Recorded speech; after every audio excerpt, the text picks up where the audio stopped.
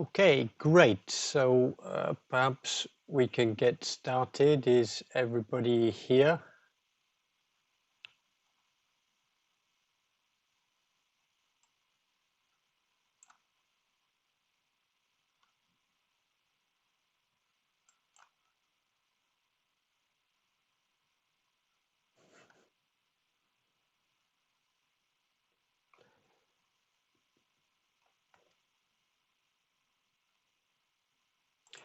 Okay, well, nobody said no, so I think I'm going to go ahead and start. Okay, so the title here for me was, innate and adaptive immune responses in SARS-CoV-2 infection. So what I want to do is try and break things down into these sections. Okay, so first there'll be a bit of an introduction on the virology and pathology of human coronaviruses and SARS-CoV-2, just to give everybody a bit of some reminders about this virus. And then I'm going to go into more of the host pathogen interactions. I'm not really going to do anything very much about the physiopathology of the infection in terms of coagulation and cardiovascular physiology. It's not really my thing. So I'm going to be concentrating on the interactions between the virus and the host immune system. So what I'm going to do is talk about innate responses first, principally cytokines, and the possibility that the pathology, the severe pathology, might be driven by a cytokine storm that really makes people very sick. And then I'm going to move on towards the adaptive response, so T cells and antibodies. Now, it's kind of like the first time I've done this lecture, of course. So I'm not really sure how long this will take. I've got a lot of slides to get through, but I will be, keeping an eye on the time. I know you've got another lecture just afterwards, so I'll finish on time. Okay. Right. So let's just start up. So human coronaviruses. Okay. So there are 4 known human coronaviruses that give, seasonal epidemics. And there are 2 alpha coronaviruses and 2 beta coronaviruses. Now, these are generally pretty mild infections, and it's kind of in contrast with what you might call the new beta coronaviruses.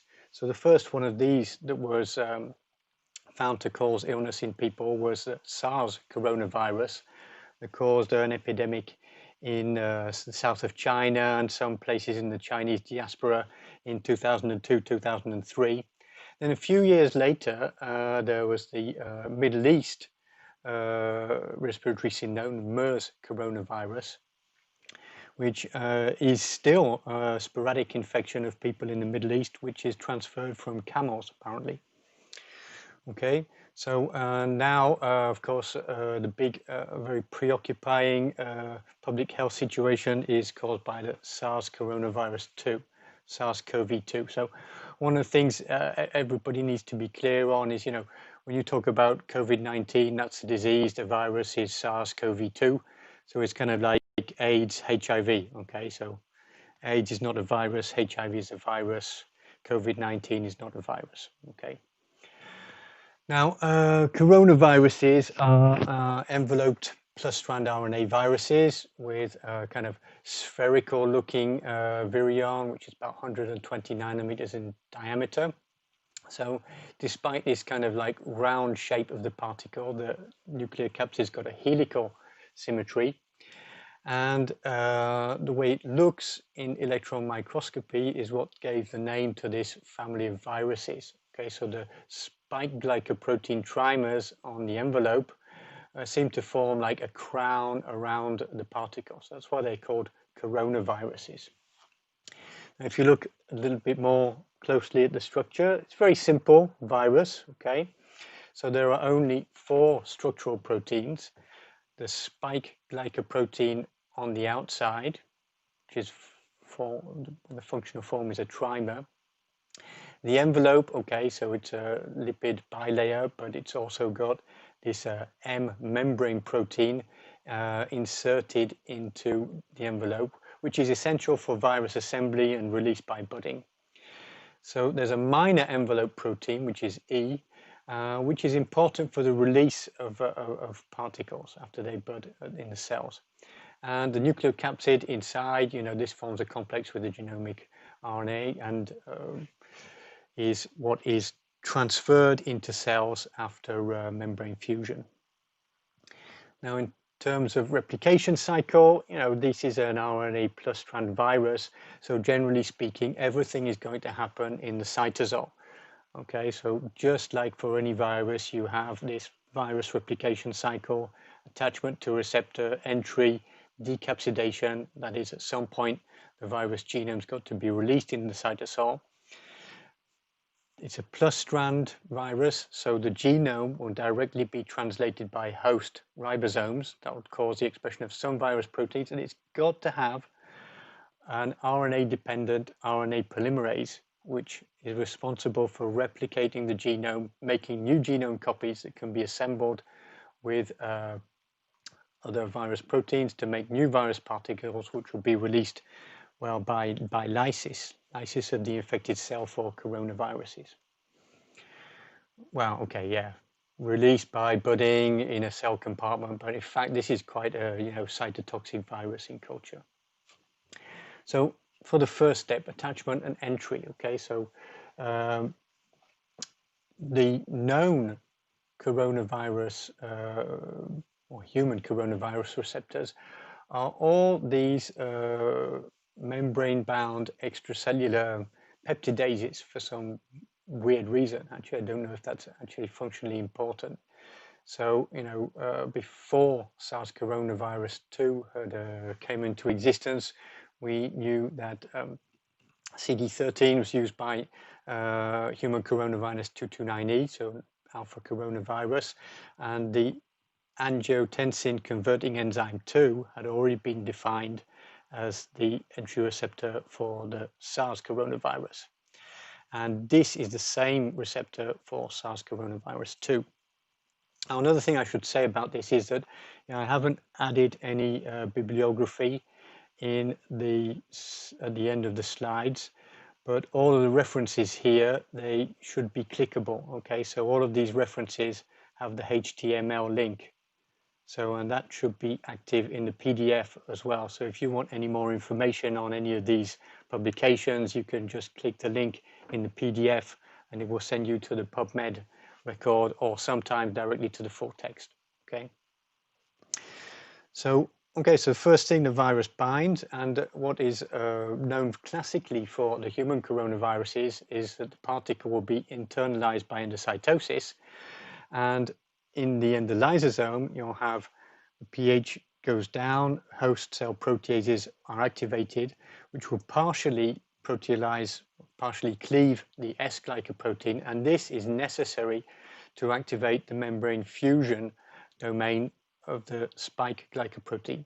So membrane fusion is activated after endocytosis, and this will release a nucleocapsid and the viral RNA into the cytoplasm.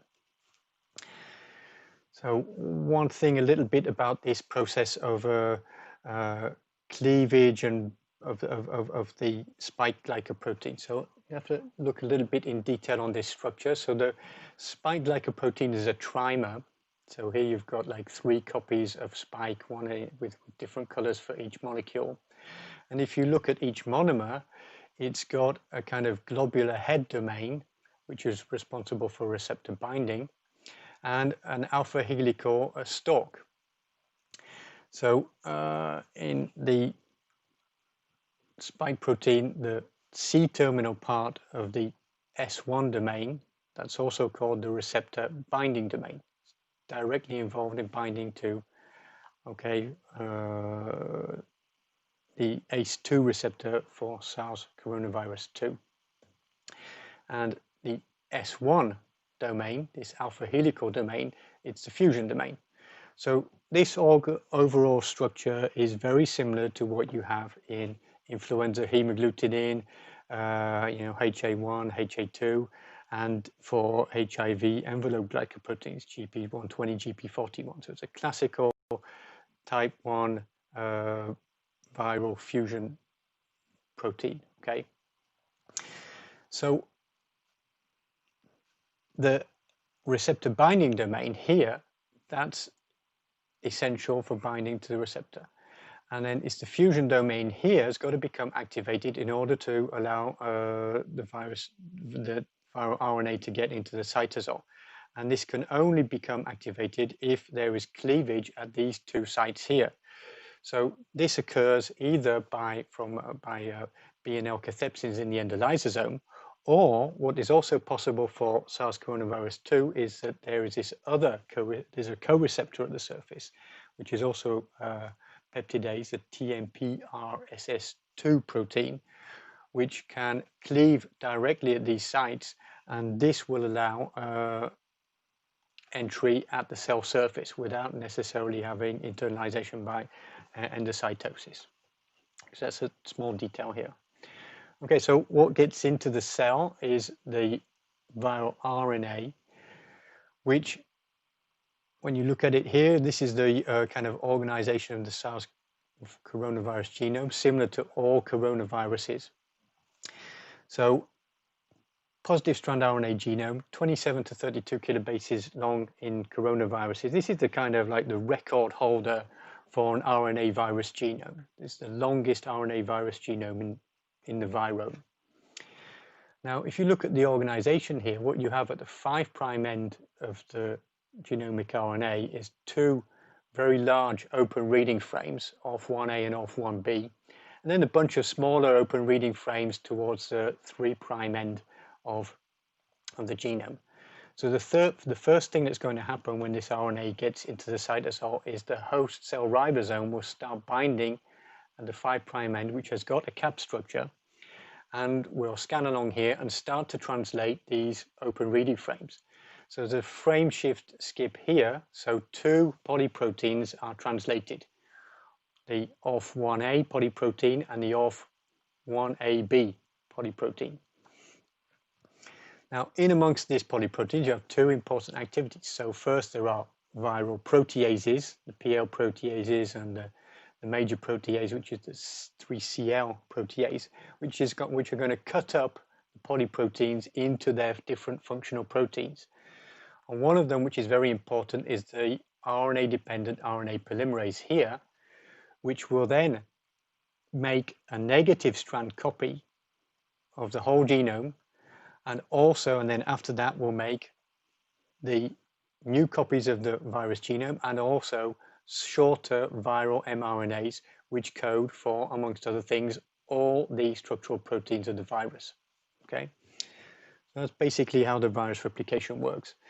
So then all of these messenger RNAs will be transcribed or synthesized by the viral RNA-dependent RNA polymerase. They all have a cap structure.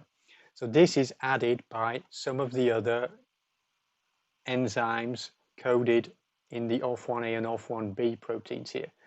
Another thing that's important is that perhaps coronaviruses are generally a lot less variable genetically compared to most other RNA viruses, because it also has a proofreading activity. That's what allows the genome to be so long. Okay, so you've got a lot of these proteins getting expressed, all the viral mRNAs. So then, I forgot about this. So this is going to be important later. All right, so all of these viral mRNAs, they start with the same 5' leader sequence. You have to remember that for a little bit later on. Okay, so assembly and release. So the virus is released by budding into, strangely, the ER, endoplasmic reticulum Golgi intermediate compartment. So you can see here, you've got a bit of endoplasmic reticulum, you have the Golgi here, and coronaviruses bud into this kind of intermediate membrane compartment, and then they're released by the secretion pathway. Okay, so that's a bit about the basic virology. So now about the pathologies provoked by these viruses. So what we knew very well is, human seasonal coronaviruses, they cause, respiratory infections. Sometimes can cause viral pneumonia, sometimes can cause gastroenteritis. And, in France, these normal human coronaviruses are responsible for about 10% of the cases in children who are hospitalized for respiratory infections. So most of the cases are very mild, but they can cause, serious complications, more serious complications. Now, for more serious human seasonal coronavirus infections, the at-risk populations are young children, people who are older, people who've got some kind of immunosuppression, and it's kind of difficult to get an idea on what is really the normal course of disease in healthy children who are not the at-risk population. But I did find this paper from a couple of years ago. This was a study in New York in a community and in a hospital, which is accepting patients from that region of New York. So they were able to describe, the symptoms in, children with an uncomplicated infection and in children who were hospitalized. So, if you catch a human coronavirus, normally you're young, you're about 5 years old, you're 10 years old, what will happen? You'll get a blocked nose, nasal congestion, you might have a cough. Few children infected will get a fever, and there's very little lung involvement. Okay, so the duration of symptoms is, 4 to 14 days with about a week. Okay, so the serious cases, less involvement of the upper airways, more lung involvement and more fever. Okay, so there's this tendency towards, pneumonia, lung involvement in the more serious cases. Now, what about SARS coronavirus 2? This is a big worldwide problem that we have. So, okay, so this is what happens. So you'll have infection at the upper respiratory tract on day 0, and this is followed by an incubation period. So the incubation period for any viral infection is the time from infection to the onset of symptoms. So for SARS coronavirus 2, it's considered to be about, a median of 5 to 6 days, 6 to 7 days. Maybe the minimum will be about 3 days, maybe the maximum will be about 2 weeks before you start to show symptoms. Now, the initial symptoms are really mostly quite non-specific, fever, cough, fatigue, myalgia, diarrhea, a bit unusual. This doesn't happen with influenza. And also, sudden loss of the taste or the sense of smell. So this symptomatic period can go on for maybe about a week, and then if you're a young healthy adult, generally that will be it. You'll get better and your acute disease will be resolved. However, these numbers here, they come from an analysis of about 40,000 cases in China earlier this year. So they found that 40% of symptomatic patients would go on to develop dyspnea, so difficulties in breathing, and then 14% would need help with oxygen, and maybe 5% would become critically ill and need intensive care. So another way to think about the pathology that is going on here is that there are there's 3 kind of stages of the disease. All right, so the early infection is categorized by really the kind of symptoms you get with any kind of acute viral infection, and this is the stage where you have high levels of viral load, in the nasopharyngeal tract, in the saliva, and then later on this will progress to moderate infection. You'll have shortness of breath, this dyspnea here, and then as this becomes more severe, you tend to have the viral load going down. But what you have is you have a bigger contribution of the host inflammatory response, which could lead directly to the severe pathology that is seen in patients who have a very, very severe disease. Okay, so you have these kind of like different stages of infection. And well, it's not really the subject of the talk today, but this kind of explains why certain therapies are not going to work very effectively at late stages of disease. Okay, so antivirals probably not going to be very useful at this stage 3 of a severe infection. Okay, so overall, how dangerous is SARS coronavirus 2? And that is, and what I mean by that is, what is really the infection fatality ratio? Now, what does that mean? That means, if you are infected, what are your chances of dying? Now, the best data I found on this was a paper in Science published this summer by a group of epidemiologists from the Pasteur Institute. And they analyzed all the available data up till about the beginning of May this year in France. And they combined that with serological testing to try and get an idea of how many asymptomatic infections had been, missed by the clinical presentation of people who are sick. So this is a team of people who know what they're doing. So I think their data are pretty good. And then they broke it down into the risk of death if you are hospitalized, and then the overall risk of dying if you've been infected by the virus. And they broke this down, by age group. So for somebody who's healthy young adult, less than 30-year-olds, they reckon that the infection fatality ratio is less than 0.01%. So if you like, the whole of the students in the University of Nantes were infected by this virus, we maybe had like 2 or 3 of them who would die. Now, of course, as you get older, your risk goes high, it gets up, okay, it gets higher. Okay, so once you're starting to get over 65, then you have like more than 1% chance of dying from an infection. And so overall, in the French population, they estimated the infection fatality ratio of about 0.5%. So, you can see that if we have like 50 million people infected, then we could have 250,000 deaths this winter. That's a serious event, okay? Now, this relationship between the fatality ratio and age really explains a lot of why there's a big difference between countries and regions in the world, okay? So the overall population infection fatality ratio will be highly dependent on the demographic structure of the population. So countries where you've got a very young population and very few people over 70, their infection fatality ratio from SARS-CoV-2 is going to be really pretty low. So that's why we haven't seen massive number of deaths like in Africa, North Africa, Sub-Saharan Africa, this kind of thing. Okay, so that's the situation, and this is the numbers that I just got this morning from the Worldometer site. And here I'm showing you the number of daily new cases, from beginning of February till this morning, or maybe yesterday. And this is the number of deaths per day. So one of the things that you can note, what that stands out to me, is that here's the initial outbreak here in the spring. It looks like not so many cases, but quite a high peak in deaths. And now we've got loads of cases, but the number of deaths is much lower. So why is that? Well, one thing that is definitely true is that we are doing a lot more testing now. So this is a huge underestimate of the real number of infections that had occurred in March and April.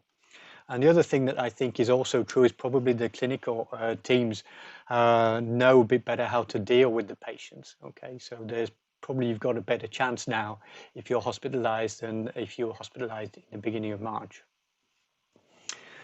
Okay, so that's really the introduction of where we are. So now I'm going to go on to the immunology part. So first I'm going to start about what's the role of interferons in this infection. So just a little bit of a reminder. When you talk about interferons, there are 3 types of interferons. So type 1, that's interferon alpha, the different interferon alpha molecules, interferon beta, then epsilon, kappa, and omega. So interferon type 2, interferon is interferon gamma, type 3 is interferon lambda. So they differ in what their receptors are. So all the type 1 interferons use the same receptor. Interferon gamma has its own receptor, interferon lambda has its own receptor. And they also differ in the source of the cells which produce these interferons. So interferon lambda is produced by epithelial cells. Interferon beta can be pretty much produced by any nucleated cell that is infected by a virus. Whereas interferon alphas and interferon gamma are produced specifically by cells of the immune system. So interferon alpha, the main source is our plasmacytoid dendritic cells, and interferon gamma are produced by NK cells and T cells. Now, what these interferons have in common is that they make cells resistant to viral infection by inducing the expression of interferon-stimulated genes, that is ISGs. So what I'm going to talk about firstly is, in the relationship to SARS-CoV-2 is, is interferon really produced? Is there an interferon response in COVID-19 patients? Is the virus sensitive to interferons, and how the virus tries to avoid the interferon response? Okay, so if you're infected, do you have an interferon response? So the answer is yes. So this was a paper published in June where they got bronchoalveolar lavage from patients who had COVID-19 pneumonia, and then compared that to what they found in patients with other types of pneumonia. So they got bronchoalveolar lavage and then isolated the cells and then just did RNA sequencing, RNA-seq, not single cell, just standard RNA-seq. And they compared, what they found between pathological samples and healthy, patients or with other kind of disease that required a bronchoalveolar lavage. So this is a volcano plot here. You can see there are a bunch of genes upregulated in bronchoalveolar lavage from COVID-19 pneumonia, and rather more than what you'd see in other viral or non-viral community-acquired pneumonia. And amongst the most strongly upregulated genes, you have a lot of these ISGs. So IFIT1, IFIT2, these kind of genes we're going to talk about. So there is a strong interferon response in pneumonia called in COVID-19 pneumonia. But, remember, this is late during the progression of the disease. Okay, so now I'm going to talk about experiments in cell culture here. So does interferon inhibit virus replication? So in this experiment, what you've got is, primary human airway epithelial cells infected by a virus that expresses this fluorescent reporter gene, the neon green. So if cells are infected, they become fluorescent, and you can see them here. So this is just like the cell culture that's infected, 12% infected cells. If you add interferon beta before the virus infects the cells, then you have a strong inhibition of a viral gene expression. So interferon do inhibit virus replication when they're added before the infection. So, but you can see that, if you don't add the interferons before, the virus is replicating pretty well in these cells. So is there an interferon response in the culture? So here they did a single cell RNA-seq on the infected cell culture. And so because they had access to all the transcripts per cell, they could define which cells were infected. So this is the number of virus genome reads here on this axis. This is the number of interferon alpha and interferon beta and lambda reads.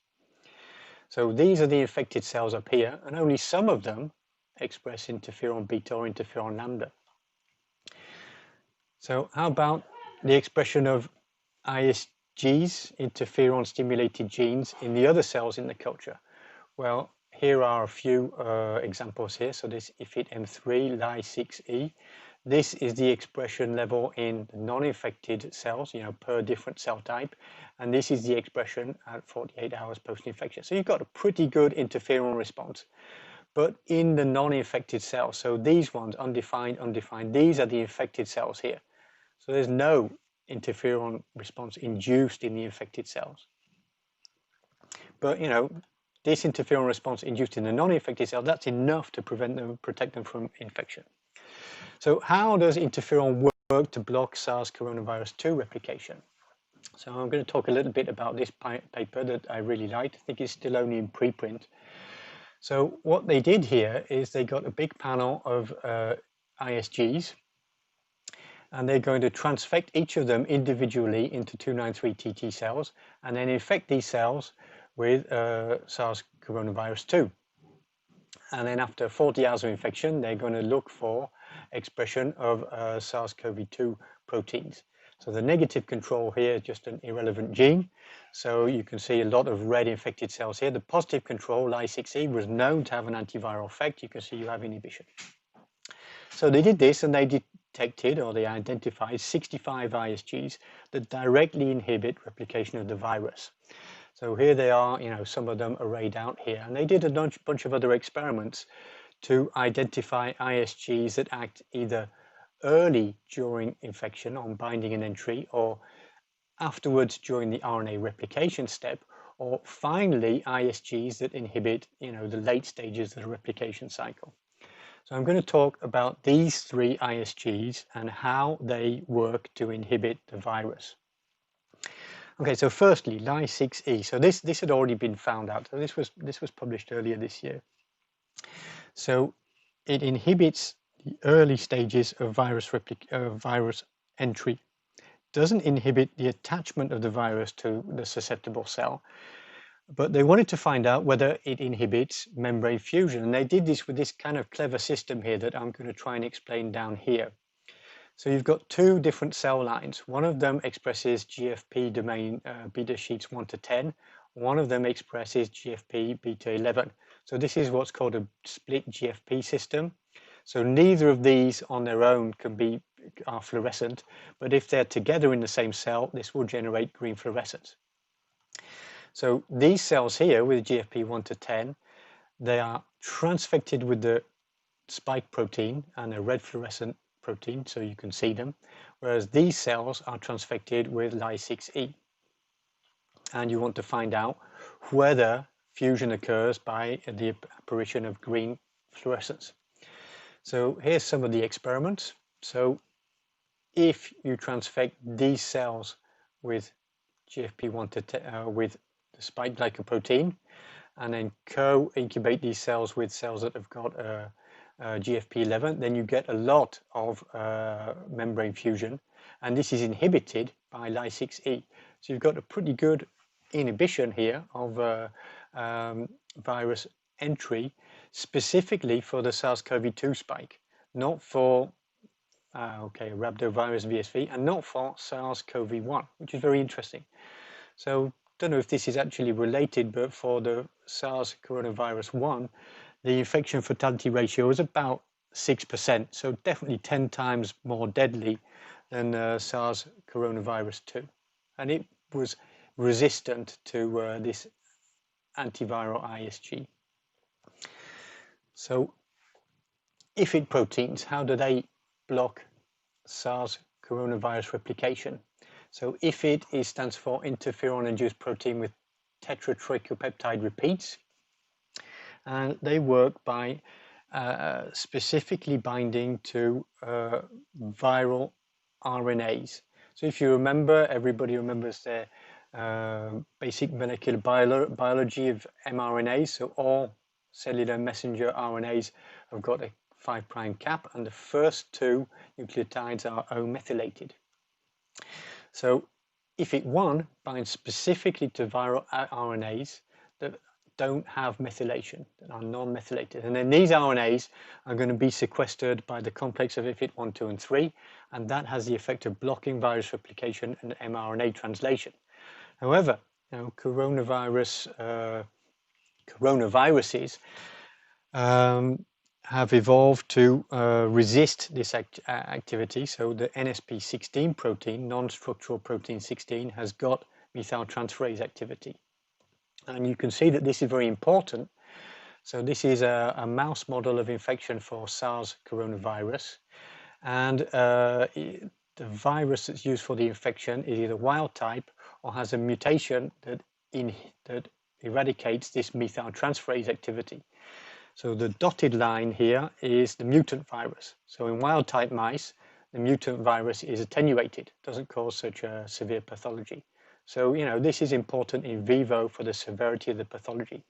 And these IFIT proteins are responsible for this effect because in the knockout mouse, there's no difference in phenotype between the wild type or the NSP16 mutant virus. Okay, so very important for limiting pathology in vivo. And the last one I want to talk about is the BS2 Tetherin protein. So this blocks, this is known to block the liberation of diverse envelope viruses. So this is a weird kind of protein. It's got an N-terminal transmembrane helical domain, and it's got a C-terminal glycophosphatidyl'inositol residue that inserts it into the membrane. So what tends to occur with retroviruses is that one end of this molecule will be in the virus envelope and one end will stay attached to the cell membrane. So these viruses aren't really released, and they just stay on the surface of the previously infected cell. So this also occurs for SARS coronavirus 1. This experiment hasn't been done for SARS-CoV-2 yet, but it will probably be the same thing. So if you transfect cells with Tetherin BST2, then you see that these virions are retained on the surface of the cell. But if you knock out this ORF7A, then in fact the inhibitory effect of Tetherin is much stronger. Okay, so there's an antiviral ISG, Tetherin BST2, which inhibits release of the viruses, and it's countered by a viral protein. So I've started to talk a little bit about the virus counterattack against interferon. I'm going to carry on with that a little bit with this paper that I thought was really fantastic, just came out last month. And what they wanted to do was to find out whether SARS coronavirus 2 inhibits cellular RNAs, okay, their transcription or translation. So they had this great screening system, so they expressed all 27 SARS coronavirus 2 proteins with a tag, transfected them into cells, cross-linked them with UV. So if they bound to some kind of RNA molecule, then they would be physically linked. Then lysed these transfected cells, purified the protein and RNA complexes, and then put the whole thing into next generation sequencing and identified the RNAs where they got specific reads. So they got 10 of viral proteins that interact with specific cellular RNAs, and they found some really interesting things. So NSP16, it inhibits splicing. So all cellular mRNAs are mostly spliced, right? So this inhibits splicing, so no new messenger RNAs can really be produced effectively. NSP1 inhibits the translation of cellular RNAs, and NSP8 and NSP9 inhibit the signal recognition particle. So what they say is that, once an infected cell is expressing these proteins, that's why it can't respond to interferon, because, these interferon stimulated genes, they can't be expressed, they can't be translated. So this is a very, very radical mechanism for the virus to inhibit the interferon response in infected cells. So I'm going to talk about NSP1 because I think it's really interesting. So they found that NSP1 binds 18S ribosomal RNA, because there's a small ribosomal subunit at the mRNA entry channel. And there, that means that it will block host mRNA translation, because normally what happens, okay, so you'll have the small ribosomal subunit binds to the cap, and then we'll go and scan it and start translation at the first AUG. So what happens is that NSP1 will bind to the 18S RNA here and just block the whole of the ribosome at the cap structure. So no cellular mRNAs can be translated. So how can viral genes be expressed? Because the virus wants to express its own genes, right? Okay, so remember, all coronavirus mRNAs have got a 5' leader sequence. So they tested whether it was this leader sequence that was responsible for releasing NSP1 from this complex, and this is what they found. Okay, so they put the leader sequence before the M-cherry red fluorescent protein as a reporter gene, transfected that into the cells with or without NSP1. So if you've got NSP1 and no leader sequence, you don't get any expression. If you've got NSP1 and the leader sequence in front of the M-cherry, then you recover expression. So what's happening here is that you've got a viral protein that's going to inhibit specifically the translation of cellular mRNAs, but will allow the translation of virus mRNAs. So it can totally take over the translation system in the cell. Okay, so that's a bit of molecular virology here. Now, how about the clinical importance of the interferon system? So this was really shown to be extremely important for in two back-to-back Nature papers, science papers published last month, and with a huge list of co-authors. The last author was Jean-Laurent Casanova, and he's really a kind of person who's been an expert in the genetics of infectious diseases. And his idea is, okay, we want to look for people who've got like extremely pathological forms of infectious diseases, and they have pathology because they have some rare genetic mutations that make them susceptible to this pathogen. And this is the same kind of approach with COVID-19. So this was a big international consortium with a lot of French involvement to recruit patients with really life-threatening, very severe COVID-19 pneumonia. So they got 659 patients, they sequenced the whole exome or genome and then looked for mutations in 13 genes involved in the interferon system. So either in activation of the interferon system, interferon receptors, or in the signaling pathway. So they found 118 variants, including like 9 loss of function mutations and 109 missense or in-frame deletion mutations, and they checked them functionally. So they found that 24 of these missense mutations were actually deleterious, so they had a functional impact. So just to give a little bit of an example here. So this is patient 1. This patient was homozygous for a loss of function mutation in IRF7, and this person's plasmacytoid dendritic cells could not produce interferon alpha, either after influenza infection or SARS-CoV-2 infection. So interferon alpha production is really knocked out in this person. Here's another example here, patient 5, another homozygous mutation, this time in the interferon alpha receptor 1, and has no functional response to type 1 interferons. So here are the cells from the patient, and they're treated either with interferon alpha 2, interferon beta or IL-27 or interferon gamma here. And this is STAT1 phosphorylation, so wild type person and the person with the mutation, no STAT1, no STAT1, no STAT1 phosphorylation. So this person cannot respond functionally to type 1 interferons, and they have very severe COVID-19 pneumonia. So they found that these deleterious mutations in about 3.5% of the patients with life-threatening COVID-19, and that was significantly enriched compared to patients with mild symptoms. So these rare mutations, people are walking around with these mutations in Nantes, in Rennes. If you catch SARS-CoV-2, then you'll have a higher chance of having a severe infection. The other thing that was that they found, the same consortium, was that they found a lot of people had autoantibodies against type 1 interferons. So here they screened 987 patients with severe disease, 663 with mild disease, more than 1,200 healthy controls on a kind of Luminex platform. So here is the kind of antibody titer against interferon alpha 2 and interferon omega. Patients with the life-threatening COVID-19, a fair proportion of them have got these autoantibodies. Very rare in patients who have a asymptomatic or mild infection.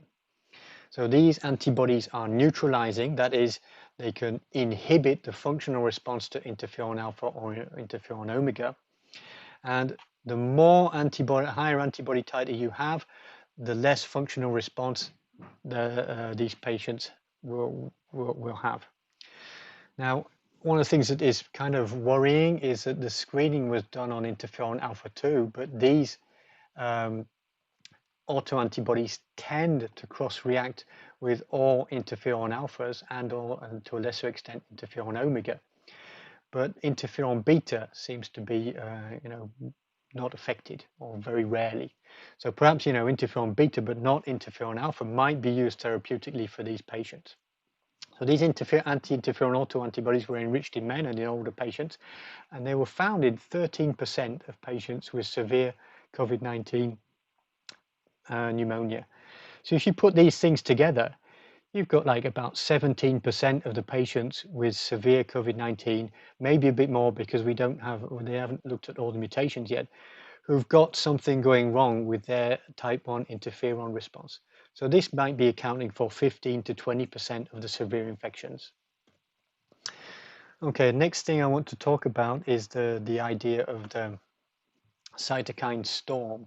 Okay, so the cytokine storm, the basic idea is that you're going to have in the severe cases, you have too much inflammation, and this is going to become very harmful, and that will be the basis of the pathology. So people knew that this was an issue in a highly pathogenic avian influenza when it's transmitted to humans, and also in SARS coronavirus 1. So this is one of the things that people started looking at, in the earliest reports in China. So this was published in February this year on the very first cases. So they took blood samples from the patients in the intensive care unit, not in the intensive care unit, and measured a bunch of cytokines in the plasma. So IL-1 beta, IL-6, IL-10. So, in the initial report here, not really much difference. Maybe some patients here have got a bit more IL-6. And then, with a bit more data, so this is again from China, a couple of months later, you have perhaps a better defined cohort of patients. IL-1 beta, really no difference. But if you look down at IL-6 here, you start to have, some of these patients with higher IL-6 levels here, more IL-10, more TNF-alpha in the severe cases compared to the moderate cases. So then, other groups started to look at this, and this is in Europe. So these are patients in Germany, I think, with, once again, looking at patients who require mechanical ventilation and those who have a less severe disease who don't require it. So the IL-6 at the assessment when they came to the hospital initially, much higher in patients who then went on to have a more severe disease. And they did an evaluation cohort and a validation cohort. So this is a reproducible result. And they could try and test other different lab markers as the predictor variable. And they found that plasma IL-6 was, the best predictor. So this is another group, similar kind of thing. This is people in London, patients in London. And this is, CRP and IL-6 levels, depending on the severity of the infection. The more severe the infection, the more IL-6 you've got. Here they found that IL-6 and CRP have about the same predictive value.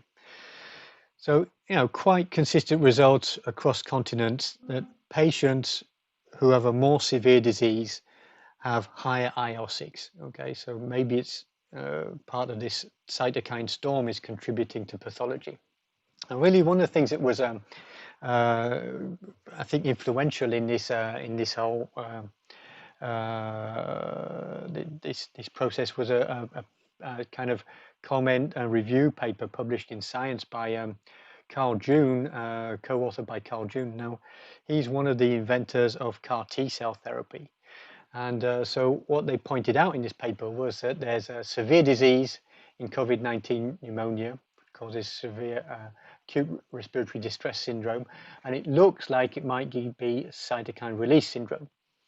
So Carl June is somebody who knows a bit about this because cytokine release syndrome is a serious side effect of CAR T-cell therapy. So it's a deleterious side effect. So there's this idea that the serious cases, this cytokine storm is behind it. However, this kind of idea has been brought into question a bit more recently. So here's a review and meta-analysis of the available data from last month. And what they did here was the authors, they got together 25 COVID-19 studies and looked at studies of other pathologies where we know we've got this cytokine storm. And then looked at the levels of IL-6 that were found in these different pathologies. So COVID-19, they put them on purpose on a linear scale here to make the COVID-19 look small, but I think the message is quite clear here. So even for severe cases, the concentrations you get might be up to 100, 200 picograms per ml, whereas with a cytokine release syndrome in CAR T-cell therapy, you're up above 3,000. if you have a sepsis, you're in the range 500 to 1000. If you've got a hyperinflammatory acute respiratory distress syndrome, you're way above 1000. So the conclusion of these authors is that IL-6 is not particularly elevated in COVID-19 compared to other pathologies where we know that the cytokine storm is a serious driver of pathology. So once again, here's another paper just been published. So I think it's in preprint actually still. So here they're measuring a lot of cytokines in a primary cohort and a validation cohort in COVID-19 patients. So they're in the US, and they had, quite a high death rate here amongst their cohort. So they have, seriously ill people, and they compared with an influenza cohort. Okay, slightly fewer patients. So they measured a whole bunch of cytokines, and they tried to put it together into this multi-dimensional analysis by principal components. So this is just their COVID-19 primary cohort. So most of the patients clustered together in terms of their overall cytokine response, and they had 3 standing out. Okay, so these 3, they called them the cytokine storm group. And then when they had a look at the levels, okay, of IL-6, IL-17A, so these 3 cytokine storm patients, they've really got massively high concentrations, IL-6 and IL-17. But the others, okay, all the other patients here, they've got, inflammation, they're sick, they have higher concentrations of cytokines than in a healthy control. But compared to people with, hospitalized for influenza, something kind of about the same. So they said that they've got a cytokine storm phenotype in about 3 to 4% of patients across, the 2 cohorts that they analyzed. So just to go on with this, so basically their conclusion is that there's this cytokine storm thing definitely does exist in a significant subset of patients, but most patients who have COVID-19 pneumonia don't really have an extremely high cytokine storm. Okay, so that's important, I think, because one of the things that happened is that this cytokine storm idea has been kind of, well, taken to be a well-established observation and the basis for using interventions to try and block IL-6 and IL-1. Okay, so I'm going to talk a little bit about clinical use of, well, I'll talk about this, so anti-cytokine therapy. So clinical use of IL-6 blockers or IL-1 blockers and whether they really work and how effective they are. So kind of this is the rationale here. Okay, so we've seen that serum or plasma IL-6 levels are correlated with more severe COVID-19. That's definitely true. And there's a monoclonal antibody therapy, which is specific for anti-IL-6 receptor, that is authorized for human use. So perhaps this could be used to treat severe disease. And it's FDA approved for the cytokine release syndrome and effective to treat this cytokine release syndrome. So that makes a kind of a good sense to try and use this in COVID-19 pneumonia. And as well as that, there's this kind of general idea. You've got the cytokine storm, and we know that IL-1 beta stimulates IL-6 secretion. So maybe we could use anakinra. So this is another recombinant protein. It's an IL-1 blocker. So maybe we could use this to treat severe disease. Now, I'm not going to talk much about clinical results with anakinra, just to say this, that in fact, there's a randomized trial in France that has actually been stopped because at the intermediate evaluation, there have been deaths in the treatment group. So it's not actually possible to be sure that this treatment is harmless. So, I mean, I'm just going to say that this anakinra does not look really so great at the moment, okay? And if you remember, when you looked at the IL-1 beta levels in the plasma of patients, it really wasn't elevated. So maybe it doesn't make sense to use this. So how about Tocilizumab, the anti-IL-6 receptor? So what happened is that the impression I get here is that, clinicians treating very seriously ill patients, they're trying their best to look for a molecule that can actually help people. So people started, clinicians, a lot of clinicians all over the world started to treat people with, tocilizumab. And this was not done in a kind of like organized way. So there's, afterwards you can look retrospectively at the data and see whether it seems to be having an effect. So that's what's kind of been happening up to now. So this is a systematic review of all, the retrospective trials. And if you put together, the number of patients, you've got like more than 1,000 patients treated with tocilizumab, more than 2,000 with standard of care. And this kind of forest plot here shows you whether whether the treatment seems to be effective in reducing, the fatality rate here. So this is the average, and there was a significant reduction in mortality compared to the standard of care. However, one of the problems with this is that at the same time, many of these patients were getting corticoids or steroids, right? So dexamethasone. Some of them weren't. So they kind of divided up the meta-analysis here into a steroid group and a non-steroid group. So the tocilizumab effect was much clearer when the control group didn't have steroids. When there was steroids present in the control group, the benefit was much less, not really so clear. Okay, so that's one kind of retrospective analysis. Another kind of retrospective study I've seen with this is, I think this is kind of interesting paper. This is a kind of data mining approach from a big, health provider in New York State in America. And so once again, it's retrospective analysis, but they've got access to the whole hospital database, okay, for all of their hospitals. So what they did is they got, we have like 15,000, almost 15,000 patients hospitalized between March the 1st and April 24th. And we're going to look at the patients who had evidence of hyperinflammation with these, standard lab markers. And we're going to check and see whether the tocilizumab or anakinra had a beneficial effect in these patients. So, they identified a subgroup with, more inflammation, and then some were excluded for various reasons. But they end up with a data set of about 5,000 patients.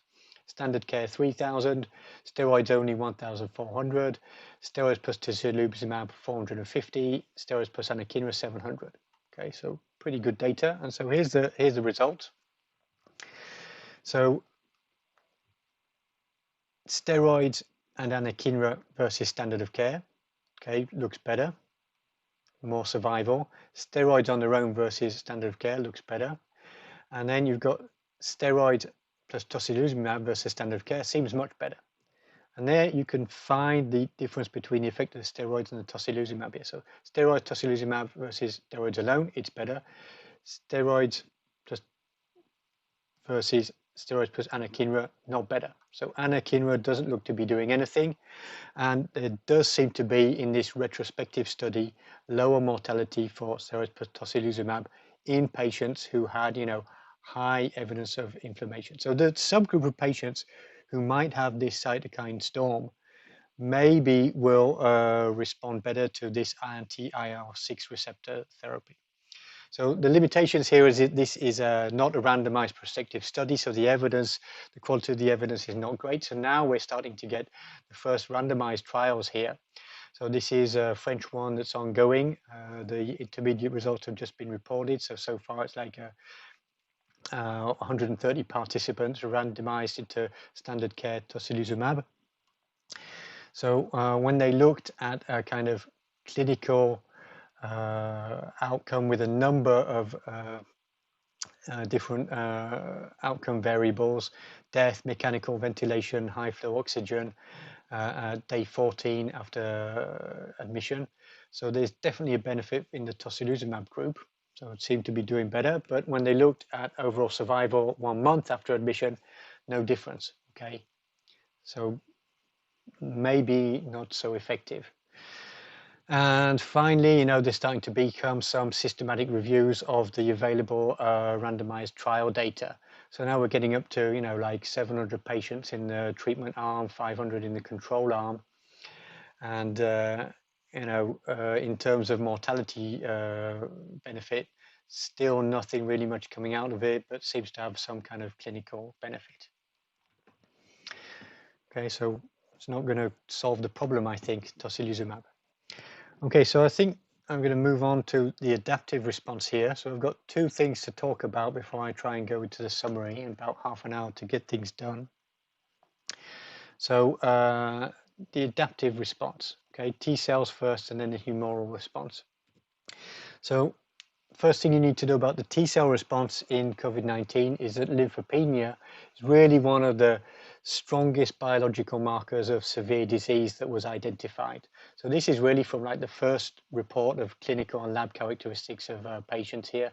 And you could see, 41 patients, 13 in intensive care, 28 not intensive care.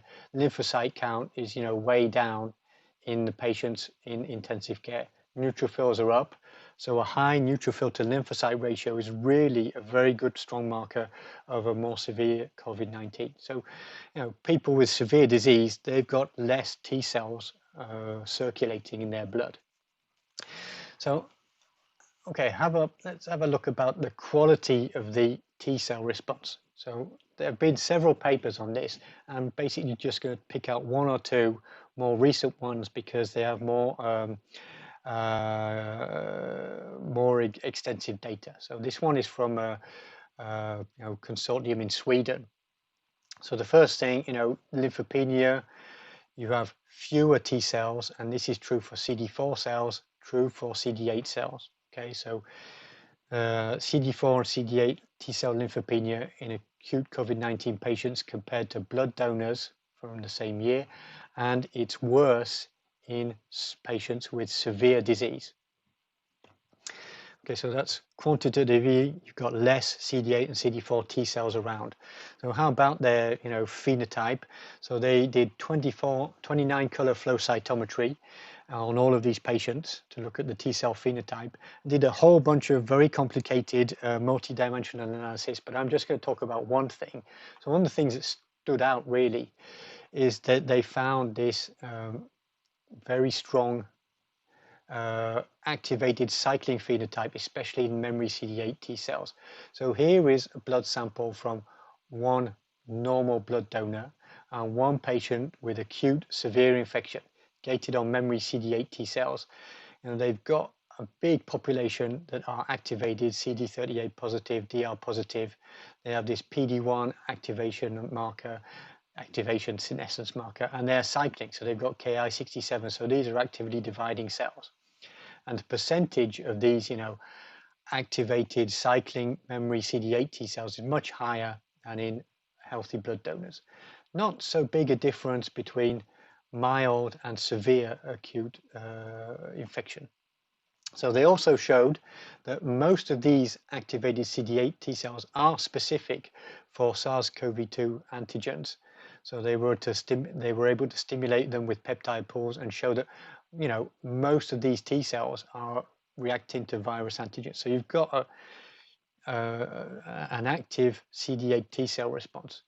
And then with tetramer staining, they were able to follow the phenotype of these cells as the symptoms resolved. So the longer someone recovers and is convalescent as longer someone has gone without symptoms, the more these activated specific CD8 T cells become a kind of like, memory cells.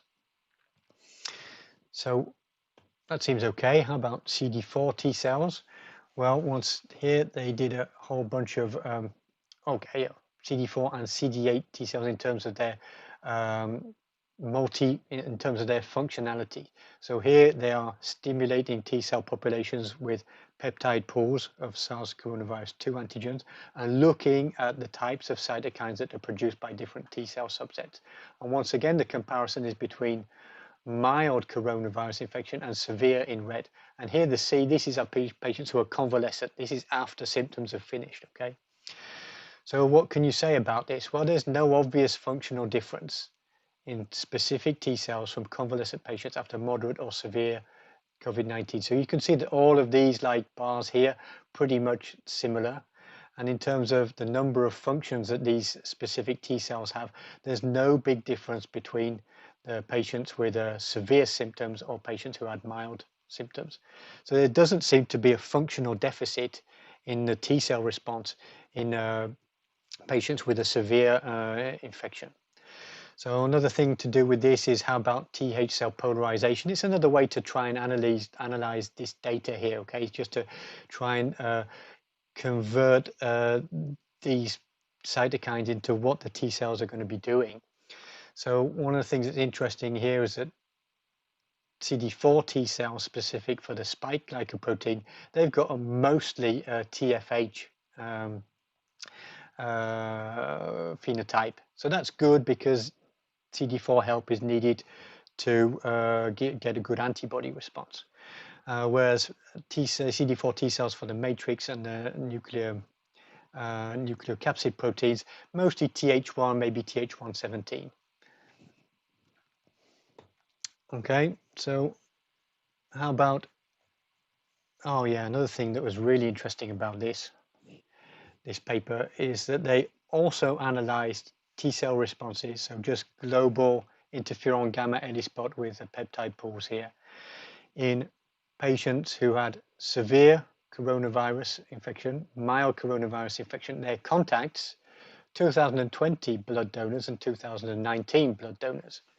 So you've got some kind of background for the spike and the membrane protein specific ELISpot response, but the nucleocapsid response seems to be really very specific because none of the blood donors from 2019 had a specific response against nucleocapsid.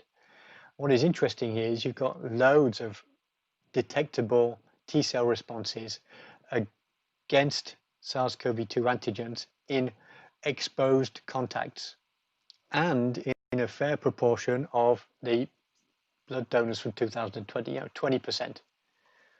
So this is telling us there's been more infection that we really know about in the population in Sweden. And when they looked, they could find these T cell responses even in people who were seronegative. Okay, so once again, the CD4 positive response against nucleocapsid antigens. This is in seronegative people who are in pink contacts or in blue, just, healthy blood donors. So there's been some asymptomatic infection that's caused a T cell response in these people. Okay, so this has also been observed already. So another thing that is interesting here is, you've got this kind of like T cell response against the spike glycoprotein also in 2019. So this isn't due to SARS-CoV-2, okay? And this had already been observed a bit earlier, like in this paper in July. So they found that they found some healthy blood donors responded to the S2 domain, okay? So this is the alpha helical domain, the membrane fusion domain. So there are people, healthy blood donors, who had a T cell response to the S2 domain, but not the S1 domain.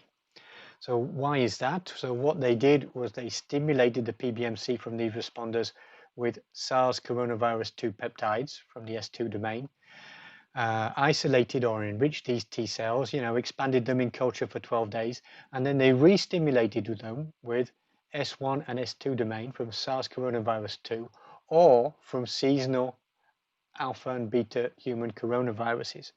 And this is the response. This is the response. These are the results. Okay, so this is the percentage response they got.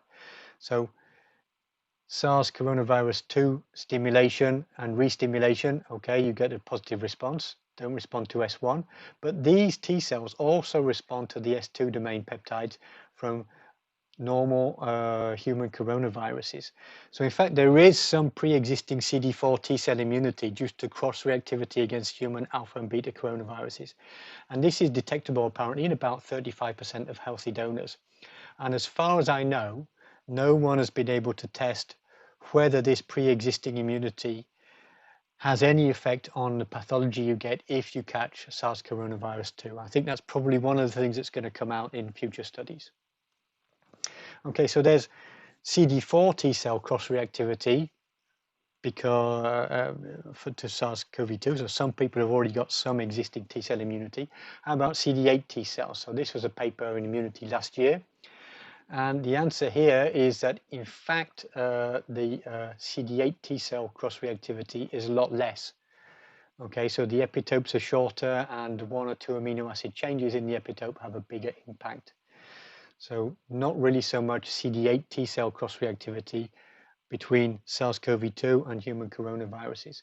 Another thing that was interesting in this paper was that they found that, when they looked at the percentage of tetramer positive, CD8, CTL specifically for these epitopes, the people with a severe infection, the patients with severe infection, had really low amounts. Okay, so it's possible that more severe disease was correlated with a weak CTL response. Okay, so now I'm going to move on to antibodies. Oh, we're doing okay for time. I think I'll be able to finish in time, and perhaps I should slow down a little bit. Okay, so humoral immunity. So we're talking about antibodies this time. And once again, I'm going to go back to some of the first data here, before talking about other stuff. So this is one of the first studies of, the neutralizing antibody response in patients in China, recruited January to February this year. And so they were able to measure the neutralizing antibody titer in the plasma as a function of time after symptom onset. So you start to get neutralizing antibodies appearing, 4 to 6 days after the appearance of symptoms, and then most people will have neutralizing antibody response, from 10 to 14 days onwards. So let's say from about 2 weeks afterwards. That's true for patients with mild disease. Okay. Now here's another early paper, 94 acute infections, and this time we're looking at binding to SARS-CoV-2 spike protein and detecting IgG and IgM responses. So IgM here are in black, IgG in white. So once again, you get seroconversion after maybe 2 weeks post appearance of symptoms, maybe 3 weeks, something like that, maybe 10 days here. And IgM often detectable 2 or 3 days before IgG. After 4 weeks post symptoms, you're going to have IgG, which is dominating. So kind of classical IgM first, IgG later kind of profile. One of the things they noticed in this paper, which has been validated by a lot of other studies, is you have much higher IgG titers in patients in intensive care. Okay, so the more severe the infection is, the more IgG you generate.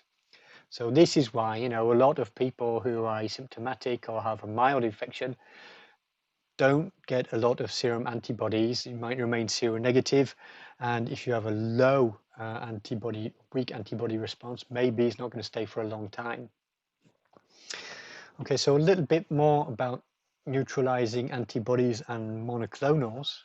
Okay, so neutralizing antibodies, why are they so important? They're important because these are the antibodies that really prevent virus attachment and entry into susceptible cells and will really have a direct antiviral action. And of course, if we can get these monoclonal antibodies, you could use them as a therapy in patients before they develop their own neutralizing antibodies in their serum. So just to have a little look again, a little reminder about the spike glycoprotein structure. So it's a trimer, and it's cut into the S1 subunit, the globular head, and the S2 subunit.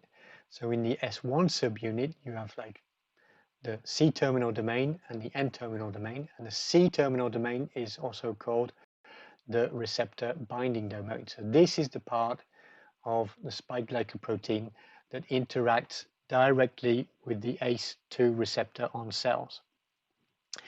Now, there have been quite a few big studies that have been able to isolate and characterize neutralizing monoclonal antibodies from patients. So this paper in Cells group in China, Robiani et al. Published in Nature. This is Michel Nussensweig's, the senior author on this in New York, Brewer et al., this is a Dutch group, Rogers et al., so this is west coast of the States, with Dennis Burton being one of the principal investigators in this study here. So what they're trying to do is they're trying to sort the specific B cells with some kind of labeled antigen molecule. So then they sort the specific B cells, and then they want to define the Ig heavy and the antibody heavy and light chains coded in the B cell receptor on these B cells. So in this, so most of these studies here, they're going to sort single cells with a flow cytometer, sort one cell into a well, lyse that cell and perform RT-PCR on single cells. And then you get antibody sequences. The one exception is this Chinese study where they used the 10x genomics platform, and they were able to process way more patient samples, way more cells. So they ended up with like 50,000 antibody sequences here.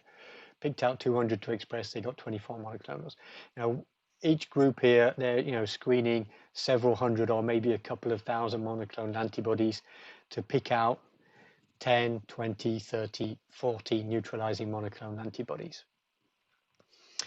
So a lot of groups have done this. What have they found?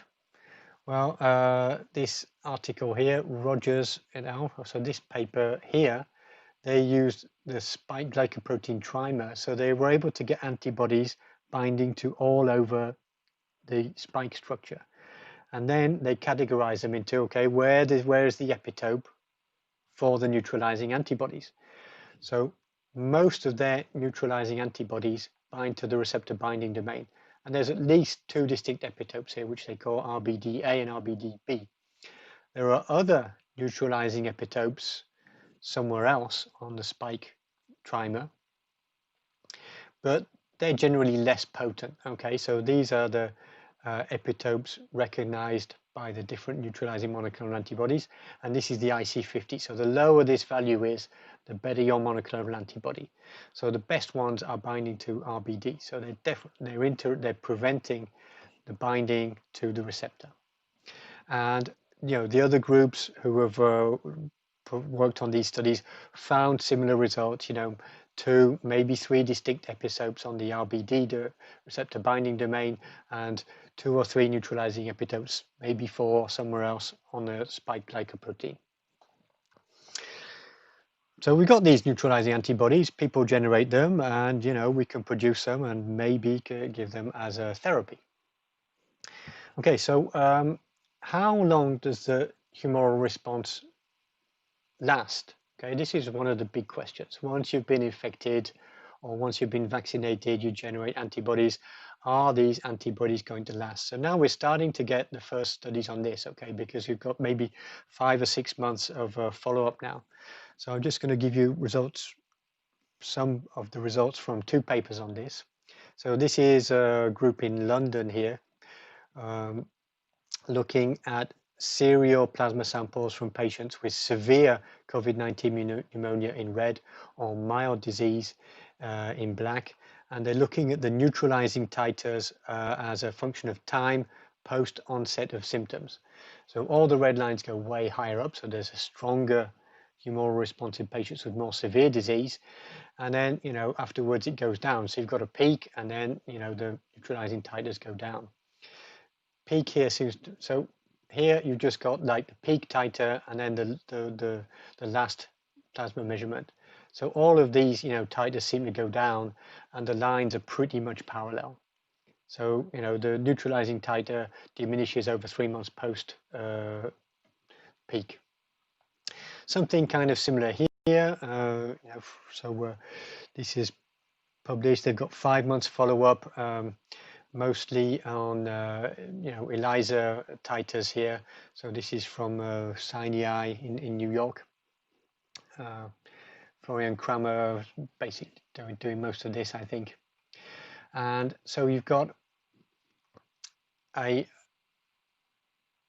total endpoint, the endpoint titer, the ELISA titer for binding of IgG at day 30, day 82, and day 148 post symptom onset. So we start up with the titers here and they go down a little bit. And then they break it down according to whether the initial titer is very high, high or low. Okay, so the higher the initial titer is, the more it seems to go down. If you've got a weak titer to begin with, it kind of stays there. So, this is, I think, pretty normal for an acute viral infection.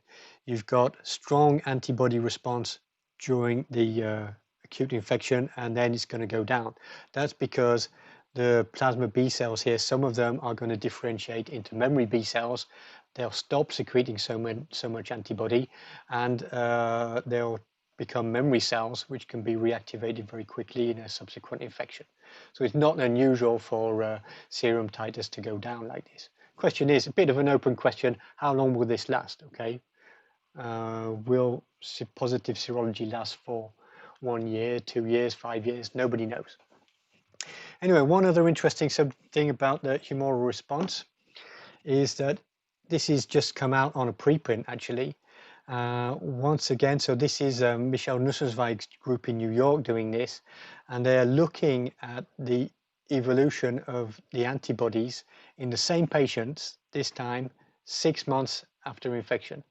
So they had got specific SARS-CoV-2 receptor binding domain specific B cells sorted from these patients 1 month after disease, 1 month after infection, and now 6 months after infection. So here's the flow cytometry. Okay, so these are the specific B cells sorted with receptor binding domain conjugated to PE or Alexafluor 647. So these B cells are sorted, they sequence the antibody heavy and light chains, and they could look at the number of somatic hypermutations. So this is, from each patient, B cells, specific B cells at 1 month post-infection and 6 months post-infection. So in pretty much all these cases, I think that's true to say, you have more somatic hypermutation. So the antibodies are maturing over 6 months post-infection. So that's very interesting. So these antibodies are incorporating more mutations. So it looks like affinity maturation. So if that's true, the affinity of the antibody should go up. And they were able to test this because they had the same monoclonal antibody clone re-isolated after 6 months in several patients. Okay, so you've got here each kind of line in this table here. The blue one is the clone isolated 1 month after infection, and the red line is the clone in the same antibody clonotype isolated 6 months after infection. And this is the IC50, so the neutralizing titer in nanograms per ml against the wild type virus and mutant viruses which can be neutralization resistant. Okay, so if you look at this monoclonal antibody, really good neutralizing titer, but these mutations allow the virus to escape. Look at this one here. 6 months later, the affinity about the same, okay, not better, but it's much better at neutralizing these variants. Some here, look at this one, the affinity at 1 month, definitely improved 6 months later. Once again here, so here again, you've got a weakly neutralizing antibody. 6 months later, the clone has much stronger affinity. So they've definitely shown there's functional affinity maturation in the B cells over the 6 months in these patients after their infection. Now that is, I think, is really interesting and very, very strange, because in order for affinity maturation to occur, so this happens in the germinal centers of lymph nodes, B cells have got to compete for antigen on follicular dendritic cells. So antigen has got to be present for affinity maturation to occur. But these patients don't have any infection anymore, right? So maybe the virus persists somewhere in these patients. And this is really the scoop from this paper.